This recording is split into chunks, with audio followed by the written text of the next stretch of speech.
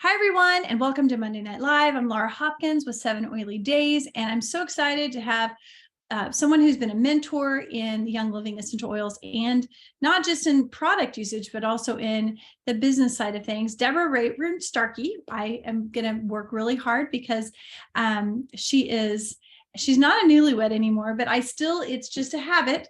And so Debra Starkey is with us tonight. All of her books do say Raybern, a lot of them do, but she is now married to Bill, and they're just giddy little newlyweds, really. I love seeing them together. She's so happy, and we love that Debra's happy because she's been such an influence in all of our lives and has brought so much joy to us. So Debra, welcome tonight to Monday Night Live. Well, thank you for having me. It's a pleasure. We're going to get started tonight talking about art of blending. On 7 Oily Days, we have been covering peppermint and lavender, and we're getting ready to head into lemon. And one of the things that we do is we take an oil for 7 days and focus on that oil for 7 days and learn everything we can about that oil for 7 days. That's how 7 Oily Days got started. And you were one of I believe it was you. I feel like there were a couple people, you, Ed Daly, that said the same thing around the same time. And it was take an oil and learn everything you can about it, and just in little bite-sized pieces. And that gives you a lot of education over the course of a year if you're consistent with that. So you're probably one of the people who planted the seed for 7 Oily Days. So thank you for that. You're welcome. We are talking about art of blending tonight. And you've written, of course, you're famous for Gentle Babies and Nutrition 101 and Road to Royal. There's a lot of books that you've written, but art of blending is one that you have really done. It was a later book that you have done. And as we talk about this one tonight, everyone knows that you're a Young Living legend, but really, where did your love for aromatherapy? You were already naturally minded when you came to Young Living. Can you tell us a little bit more about your start? Well, I was an herbalist by the time for quite a while, for when I joined Young Living, which was in 2000. And I had learned about essential oils because essential oils are herbs, just in another way, so that you use them. But the ones that I had tried were from local health food store. And I think they were probably a relatively good, clean brand. It was really it's not a major brand of any kind. It was just a lady who was well into aromatherapy. And that's really what she taught, was aromatherapy, not so much ever taking anything internally. Well, of course, as I learned later, there was a reason for that, because they weren't maybe good for ingestion. She followed both the German model, which is inhaling, and the British model, which is on your skin, but the French model was out. But that was the quality of her oils. So I did use them. And I found that they smelled wonderful, and they might even change your mood, or maybe it was mind over matter, but help you focus. So, but in the herbal world, I had clients by then, and they come to me with sometimes serious things, and I would help them get over it. I couldn't help the real young ones because they can't swallow pills. They're not taking nasty teas. And guess what? Neither do the really old folks either. They don't want to do that. So I couldn't help that segment. Well, I found I could do things with essential oils, but those essential oils, I wasn't comfortable using it on them other than make your house smell nice. So then a lady came to one of my classes, and she said, have you heard of essential oils? Yes, I have. Have you heard of Young Living? Actually, I have, because I had gone to a conference where I had seen them displayed, but that was the extent of my knowledge. Well, I really think if you tried them, you would find that they are different from the others, because she saw them in the store. I wasn't really selling them, but she still saw them. They'd be different, and you would like them. Okay, thank you for sharing. And off she went.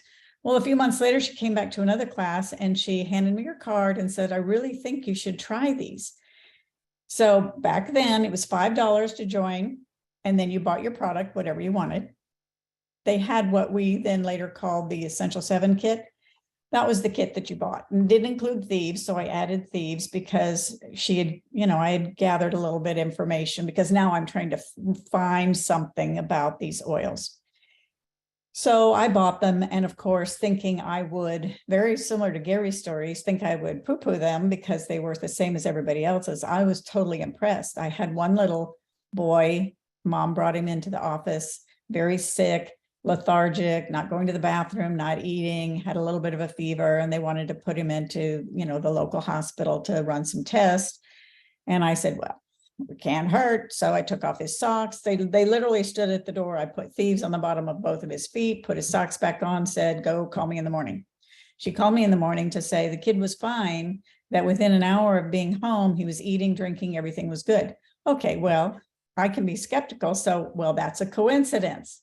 Well, then I put out I had a newsletter and an email system for everybody that had come to my bread classes, my soap classes, my outdoor cooking classes. These all people came, and now I was selling all these health food products, herbs and things, and I consulted with them. So I sent an email saying, if you have anything going on right now, and then I listed probably 5 or 6 different things that I knew I had oils for. Let me know, and we'll see. We'll be an experiment. You'll be my guinea pig. We'll see what works. Well, lo and behold, things was just amazing results right away. So I knew I was onto something. Well, it did take the next several years for me to use them, get people using them, seeing the results for myself before I really decided on the business. Plus, we had catastrophe during that time with my late husband dying. But I came to realize that Young Living oils are the ones that I can even use the French way, which is orally. If you go to a pharmacy in France, they will sell you a bottle of oil that you take 2 drops under the tongue or whatever, it's supposed to be for. So that's what got my start really in aromatherapy, and then also just Young Living for sure. Well, and it was extensive because it was nutrition. Of course, you have Nutrition 101 as one of your books as well, and Road to Wellness, which you're naturopath as well. So that all goes back to just a very well-rounded experience, really, to be able to put this together. And I love that you put this Art of Blending book together for us. But what kind of training did you go through? Was that something as an herbalist that you learned about combining the different plants? Oh, not as far as like the blending goes. That was really just getting the essential oil desk reference. And first, of course, just going through all the oils and studying them, finding them what their properties are, what can they do, how can we maybe use them? And then literally trying them on people. Oh, you got bit by a spider. Let's see if this oil will help. And wow, it does. I can't tell where you got bit 2 weeks later. So I had a lot of experiences. So a lot of my things came from really helping people solve problems, because I did make one prayer of God when I went to the herbal class, because there was so much to learn. And I only had one daughter, and of course the husband. It's I didn't want us to have to experience all of the maladies that were written about in the book, but yet I wanted to see results from when I gave someone this herb. Is it really going to do what I want it to do? Because I like to attack right away. If you don't feel good of anything, whatever it is, attack right away. And I think we should see results. Maybe not the finished result, but we should see results fairly quickly. We should see something happening, pain or discomfort relief, the itching to stop, just something we should see quickly. And after a couple of conventions with Young Living, which my first one was 2006, then I took an aromatherapy course just to get credentials, only because people really were back then looking for letters behind your name. Well, I had Master Herbalist, then it was nutritionist, then it was naturopathic doctor, and then aromatherapy. I learned some things from the class for sure, but I really learned the bulk of my knowledge from trying the oils on myself, family, friends, strangers, clients, and reading about the book, and then just really trying them out. That was and then the essential oil desk reference. If you don't have one, you need to buy one. Oh, well, they're $100. Well, I don't really care what they are. They used to be $79 was the cheapest price I ever paid for one, until, later. It's worth it. And spend 15 minutes. This is what I've always said. Spend 15 minutes a day start at the beginning of the book and really read through it, really study it. Don't just kind of glance through. Don't always lift to the back of the book. It's like, oh, what do I do for this? And then do it. There's a lot of choices. You don't use every choice that's listed. You need to find the ones that work for you, because what works for me may not be working for you. Our chemistry, our DNA, that's all different. Absolutely. And you mentioned Thieves, which is, of course, one of the, if not the most popular best-selling oils from Young Living. And it's a blend of oils that Gary Young found from a recipe, or created the recipe from an ancient recipe, a modern recipe. What would be the advantage of blending our own individual, the single oils versus buying blends? What advantage do you see in that? Well, while Gary was excellent at creating a ton of blends that will cover a lot of things, even those blends may not give you the relief that you need for something. But if you know, so let's say, for example, if you had an eye spasm, a back twitch, something like that, what are you going to reach for? Well, maybe aroma seeds, maybe that might help because it's got some of those oils and we know we like to use it in the raindrop. But what if you try and it doesn't work? Then do you say the oils don't work? No. But if you have gone through the book and you find that when you get to basil, it says that it is the most powerful antispasmodic of all the oils, then don't you want your blend to have that in it? What about, because anytime you have a muscle twitch, what's the oil we reach for muscles? It's marjoram. What's the oil that we reach for nerves? It can be helichrysum, but another unsung hero is juniper. My mother called one day and she says, Deborah, my eye is twitching. And it was just going doot, doot, doot, doot, and it wouldn't stop.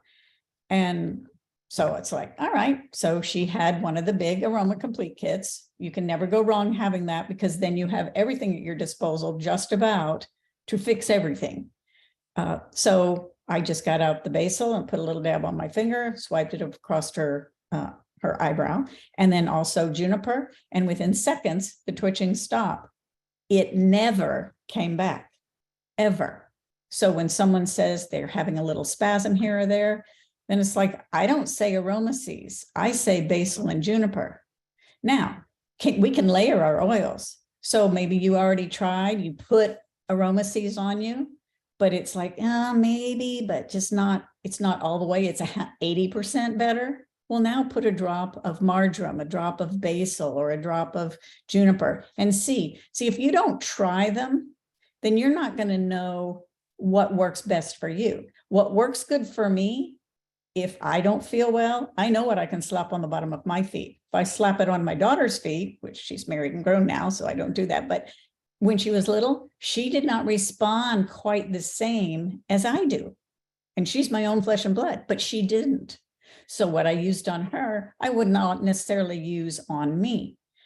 That's not a problem of the oils. That's just the way our body chemistry works. That's what we're fighting off. That's how our immune system is. So that's why you create your own blends. And then, of course, every time somebody would come into the office and I have, they call it frozen shoulder, or I have an injury from throwing a baseball, or I have this and this and this. I didn't also want them buying 15 blends. That's a lot of money, but we could put together maybe a specialized blend, that they could buy and put together, because I knew that the oils would work so well. You don't need a gallon.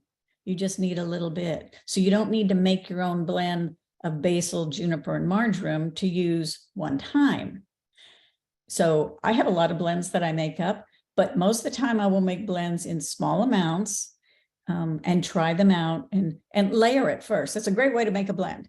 Make a blend, you have an issue, put on this oil, then layer it, layer it, layer it, layer it. And it's like, wow, that was relief once you added the fifth oil. Okay, so if that's an ongoing problem, like, you play tennis or golf, or you knit, or you got sore joints and stuff, well, maybe that's a blend you'll want to make up. I like that. I like that explanation. So, are there any specific guidelines that you usually give people whenever they're starting out experimenting with this? Well, yes. It depends on what you're creating for. If you're creating for smell, and I it's in detail in the book. then it's best to just take like a cotton swab and put a drop of this oil, a drop of that one, and a drop of that one. And then you put it in a baggie. You smell each one of them. Oh, I love the smell of all three of those. Okay. And you put them all three together. Oh, that's great. Yeah, well, it's not ready yet. Put it in a baggie, seal it overnight. So let those fumes, let those vapors combine to the finished product. Then in the morning, right away, open the bag, take a whiff. If you like it, you're good to go. If not, you've only wasted 3 drops, not 33 that you put in a bottle. And then it's ghastly and you don't even know what to do with it. Well, what you do if it's ghastly is you clean your toilet and throw it down there and just flush it away. I mean, it's all you can do. Some things you can't even put in the diffuser and live with. And I made a few of those. It's like, it's horrible. It might work, but it's horrible. Oh, wow. Okay. Well, that's good to know. That if you mess up, it's still not a complete disaster. Use it somewhere. Okay. So what about tried and true combinations that I know you have recipes in the book, of course, yeah, but are there specific ones that are kind of, I love to smell this all year round, or that you love to smell all year round? Or maybe do you just kind of mix it up by the season or by the mood you're having? Well, yes, some of that will be it's not seasonally for me necessarily, although, okay, around Christmas time, I'm going to want to smell Christmas spirit or put some cinnamon and whatever together, kind of do some of those things and create a smell. But I'm really not, I'm more for a real purpose in using the oils rather than just for the smell of it, because we do have oils, blends that are nice to just smell. I mean, my favorite combination is probably Palo Santo, Transformation, Egyptian Gold. And I'll diffuse that thing all day long, every day, 24/7. It's awesome. But it's just the smells that I like. Some people are going to like the fruity smells, the flowery smells. Some people like the really deep, woodsy, dirt-like smells. So you have to find what you like. But again, for smell, you do what I said before. If you're doing it though for, I'll say, a medicinal purpose, because you're trying to fix something or help something, that's where you have to use the book. You have to find, like, say, your top 3. You've looked and you need something that's antispasmodic. All right. So you find all of those that have that characteristic listed about them. Then you put it on whatever's effective and see, 1 does this, number 2 does that, number 3, you check them out. And then you try it, but you still make a small amount. So like when I came up with an eye formula, just to better my eye vision, clarity, so forth, and just because you want your eyes to last you nice and good and strong for forever. So I came up, so it's like, okay, so what do we have going on here? So we have a little bit of muscles, we have nerves for sure. So, and then I wanted something, I'll say frankincense be part of it. So I think the eye blend is in here, sandalwood, frankincense, lemongrass, lavender. Now, some people came to me with various eye issues. And so we added helichrysum and we subtracted frankincense. So we just went with sandalwood. And then I had other people they would get, I'll say, eye infection-y type stuff. So now I needed something there. So I chose lemongrass, but it could have been Laurus nobilis. I didn't want to do anything that's really hot. That's another thing with your blends. Where are you going to put this blend? Because if it's going to go on your face is very thin skin. So you're not going to want to, it's like, oh, I have this problem, I'm going to fix it with oregano because that's what the book said. Well, yeah, on your foot, maybe, but not on your face. So you have to take that into consideration as well. And trying, just experimenting is okay, but going by the book is really going to be helpful. Plus, you can always cheat a little and look at, I'll say in the symptoms guide, if you're dealing with muscle stuff, what blends are suggested for the various muscle things you're looking for. It's like, well, they all use marjoram. Well, then your formula ought to contain marjoram. That's kind of a no-brainer.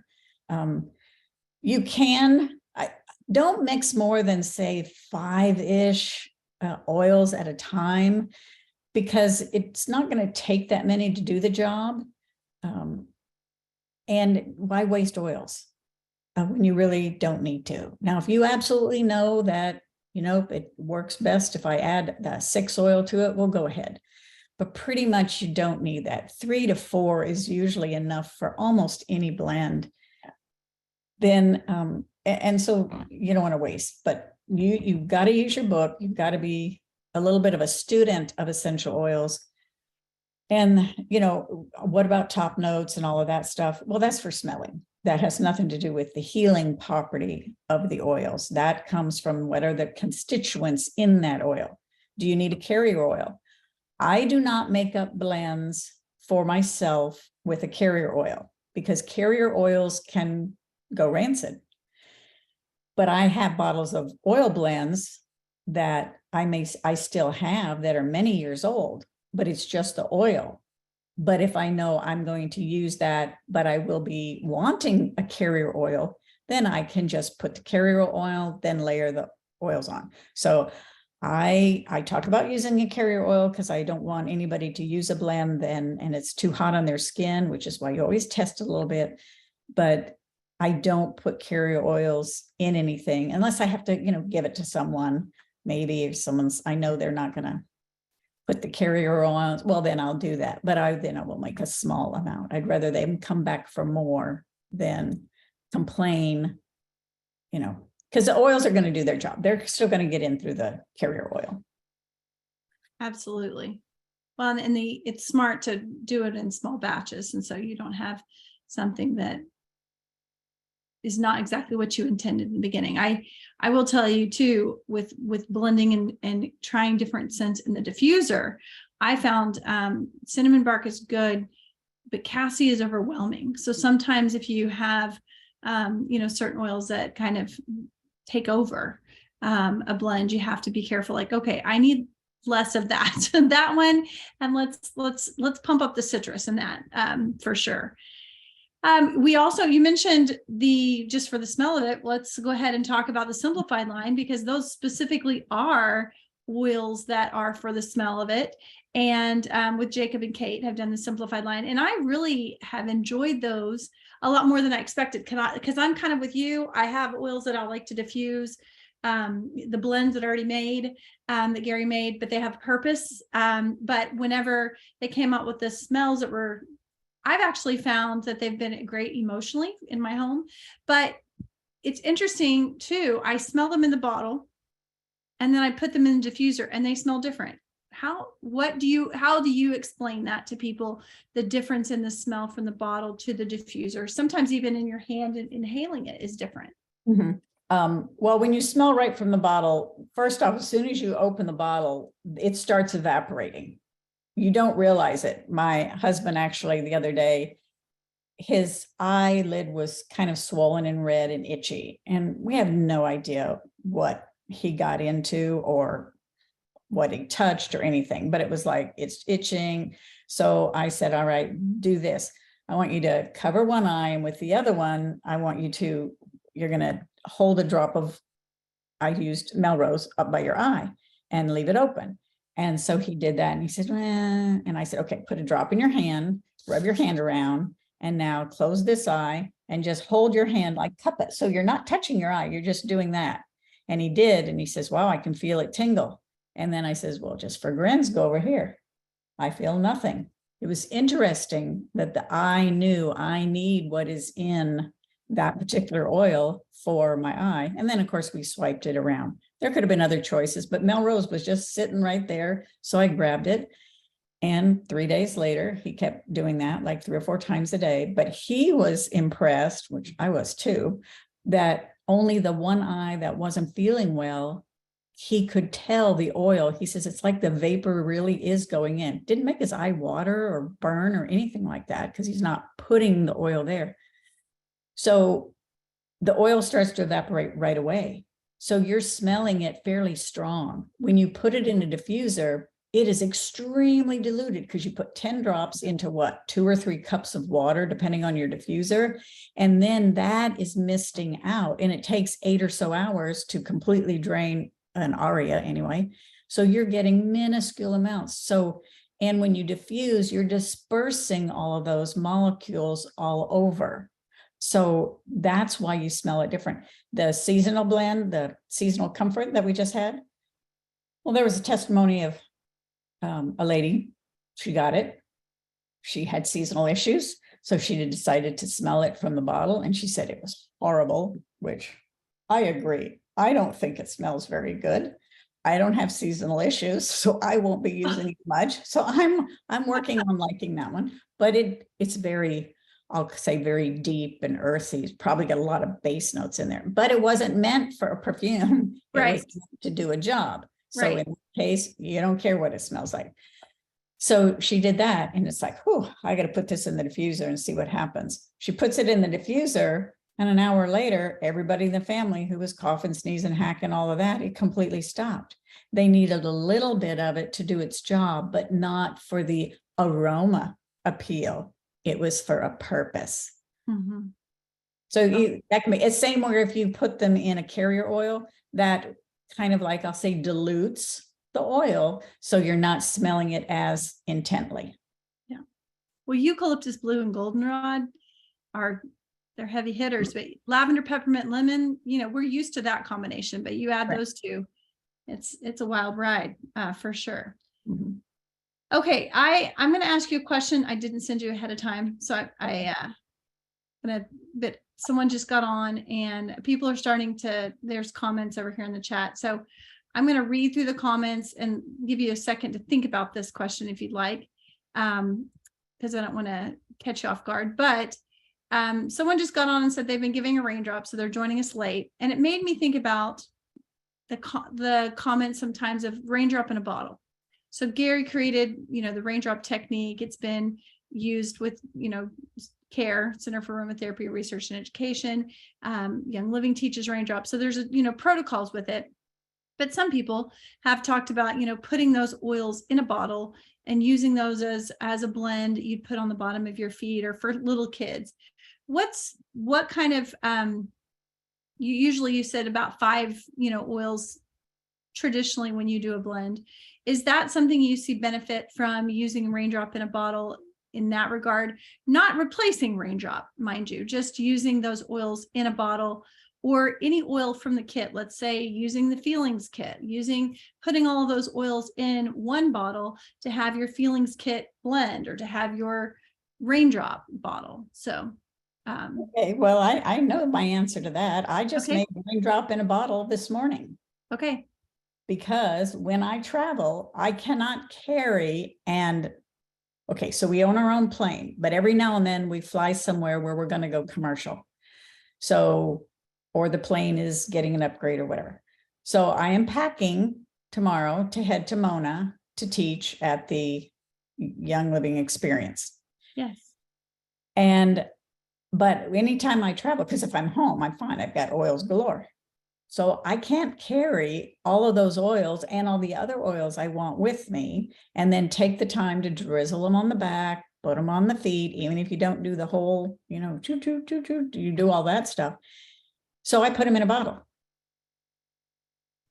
Are they equally as effective? Well, no, because you're not giving them the raindrop, and each oil, as you drop it on the skin and along the spine, and you do the various movements, they're doing its own little thing. One's working on nerves, one is working on muscles. That's why the movements are different. You're working on, elongating the spine. You're working on, getting rid of crud that's maybe built up on the spine, and draining your lymph nodes there.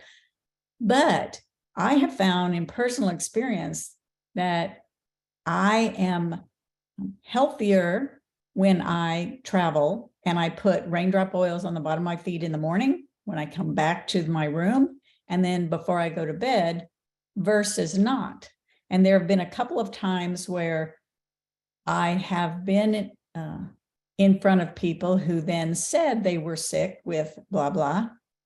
Nothing recent. This is years ago.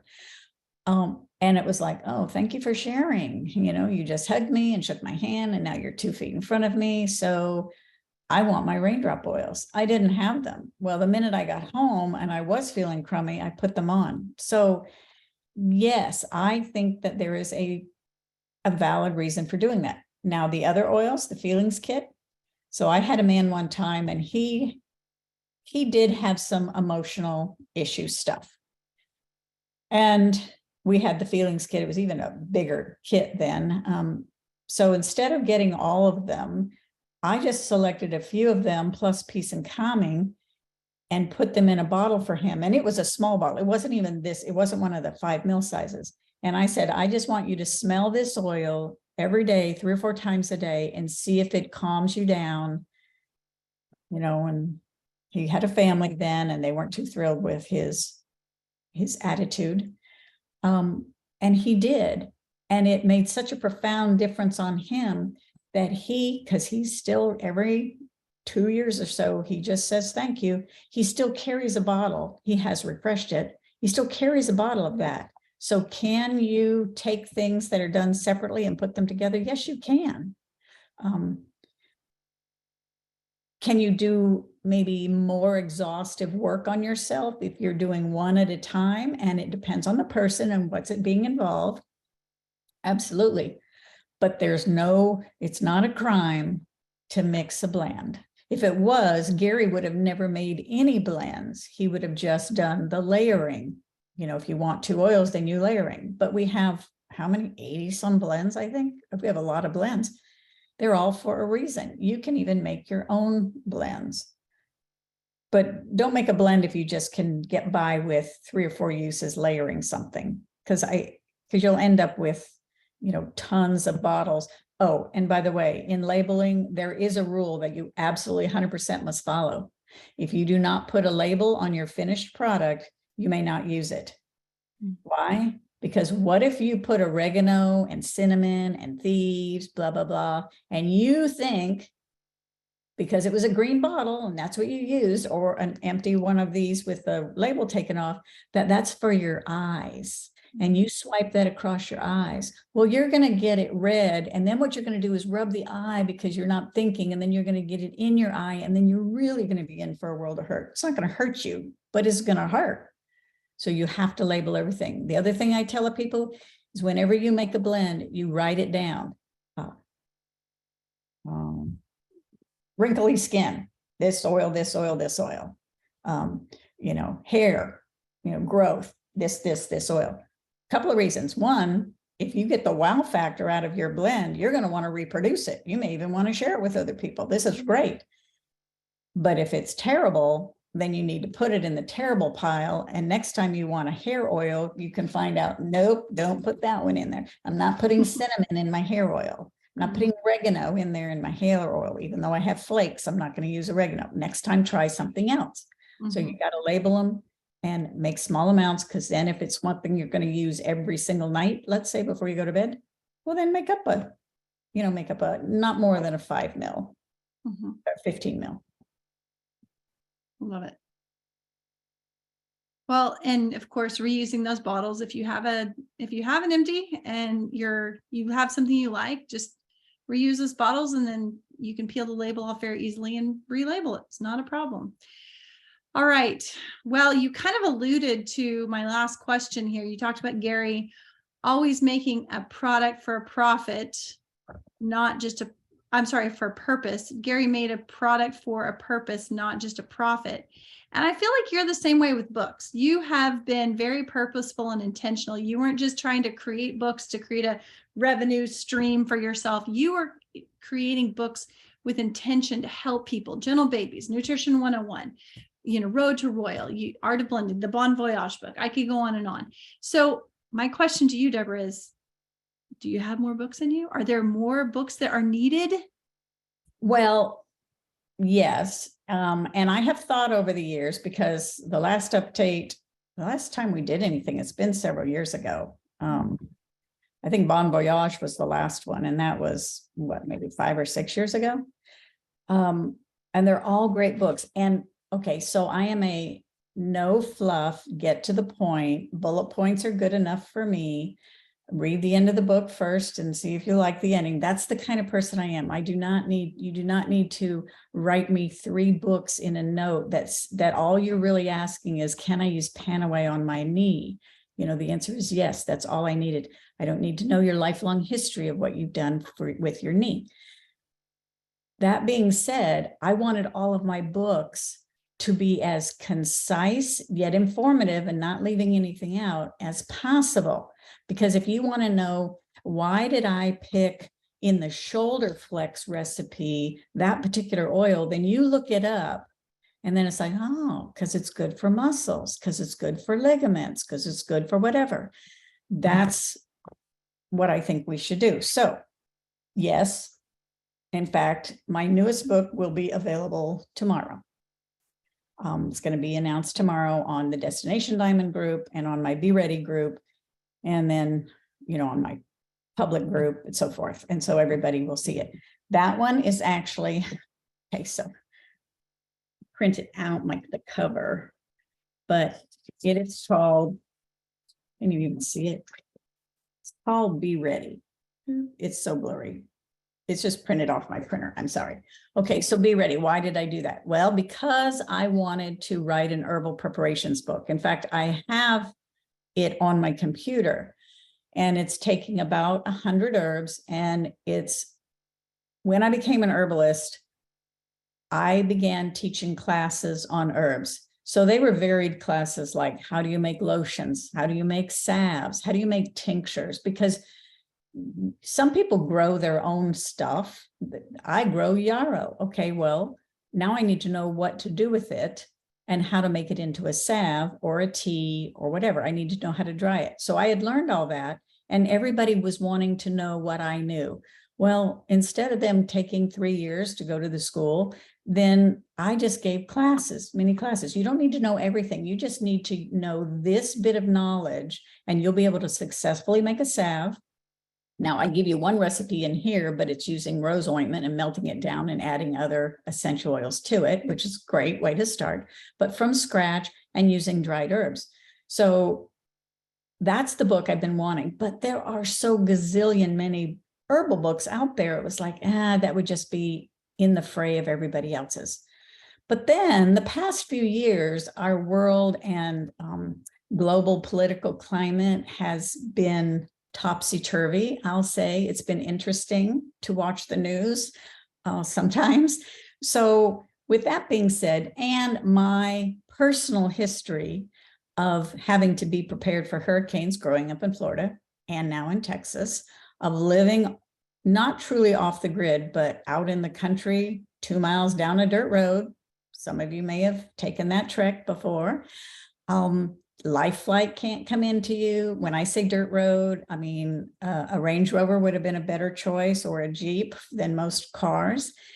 So I had to take charge of my own health, which got me, that's what started me on the whole herbal thing.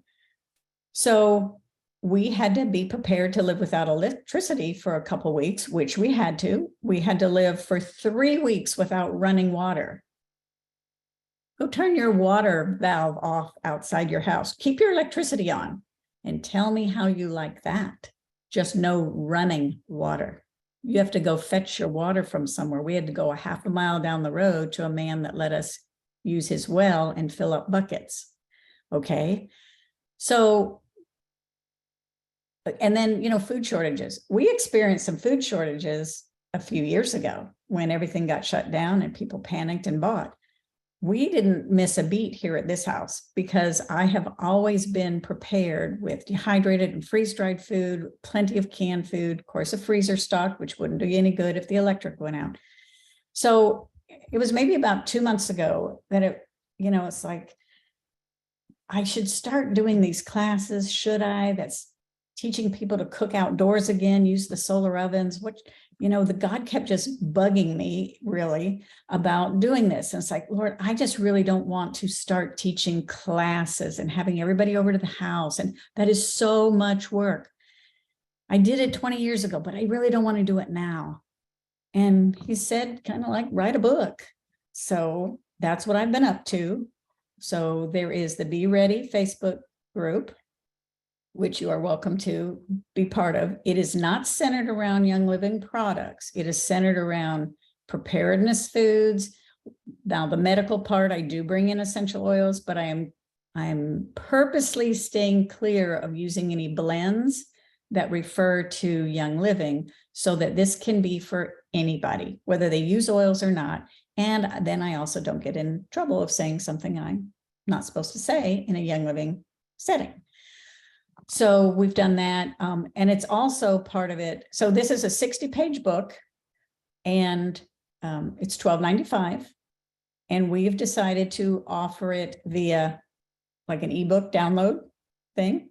So you print it out yourself or just have it on your phone or tablet. But remember, if the power goes out, then that resource will not be available to you. But this also lets you click on links to see products. Not that I'm not selling anything, but you can get the ones that I have.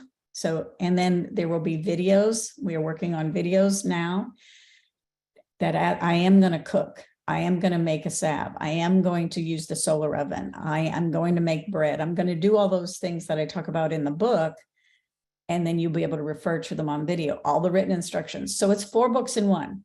So it's the preparedness section, water, food, medical, all of everything you can imagine there. The next part is herbal preparedness. So we will be in the book, I only teach you the how-tos of making things, plus give you about, I don't know, 20 so recipes for different things.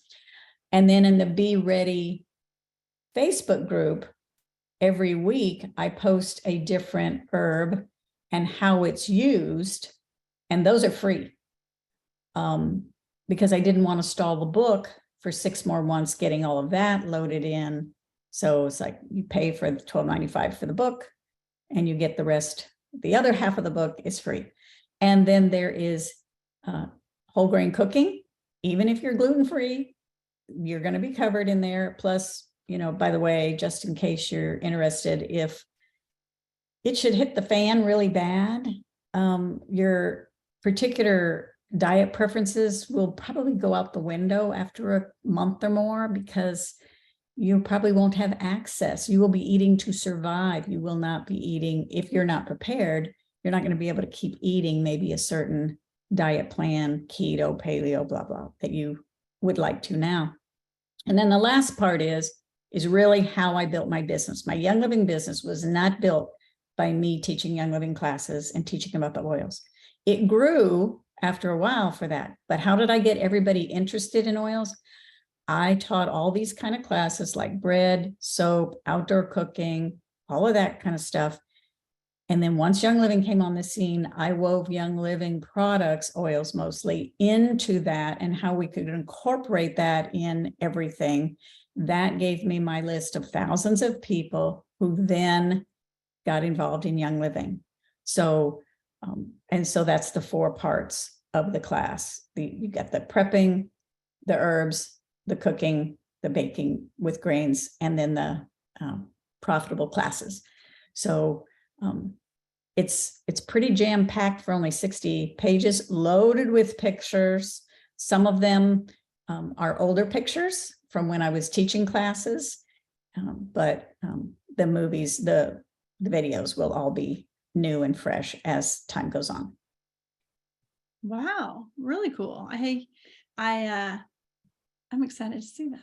And I'm excited to get some videos. That's going to be very efficient in regard to teaching the masses, doing those videos. So, well, the thing that most people comment on after because I do a Facebook Live every Wednesday in the group and demonstrate something in a small scale. And the comments that I get mostly is, I hadn't even thought of that. It's like, yeah, that's why we're not prepared, because, you know, one of them I gave on kitchen gadgets that we have. We have an electric can opener and an electric or battery powered this or this. It's like, how many of you can open a can without electricity, without a battery? And it's like, people were like shocked to see their kitchen is so modern. They don't even have a regular hand crank can opener. And we just take all of our modern conveniences so much for granted that sometimes even if the power's out, it doesn't affect you that much because it's a short-term thing. So a hurricane, we can all survive during the hurricane. A couple jars of peanut butter, some crackers, yeah, we're good. But what if it's a month? What if it's 2 months or 3 months? Oh, I have a generator. Oh, that's swell. If the power is out, the gas will stop getting pumped to you. We haven't really thought that far. So people are enjoying it. It's very thought provoking, and as always your books are. And I want everyone, for those of you who are new to Young Living and haven't had the opportunity to attend any of Debra's events in person, something that she always does is it's not about, with Debra, she's not trying to be the guru and you learn and she's the only one who can teach you. She wants to create independent learners and help people to be lifelong learners. So creating a book is not to be the end all be all. It is to create ideas and to teach you how to blend, to teach you how to cook, to give you suggestions. She never had a baby that she used oils with, right? She used natural things with her, but she didn't have Young Living then. But she wrote this exceptionally successful, very timely, very practical Gentle Babies book that we're all using and are all suggesting because of just her love of learning. She went out and learned and experimented and used it, and she's passed it on to you. So I'd highly recommend everyone to get The Art of Blending. Of course, if you don't have any of Debra's other books, Growing Healthy Homes is her publisher, and they're offering 20% off right now of Art of Blending. And so you can get the code. I'm going to pipe the code now into the chat. For those of you who are on live, you get that. And sorry to those of you who are watching this later, but what a great amount of information you did receive tonight in this video, as well as once you buy Debra's books, you'll receive even more. And my Debra books, I give them out as gifts. I give Gentle Babies out as baby gifts. And I love to write notes in them. If you've ever borrowed one of my books, you've probably, well, number one, give it back. And number two, you've probably got to read all the notes that are in there. So, but I appreciate you guys joining us. Debra, thank you so much. This was very, very, I'm just so glad you took the time out of your busy schedule to speak with us, and I will wish you the very best. Thank you. It was my pleasure to be here. I'm going to keep it up here a little bit longer if anyone has questions, but make sure you get that discount code. I'm going to hit stop now.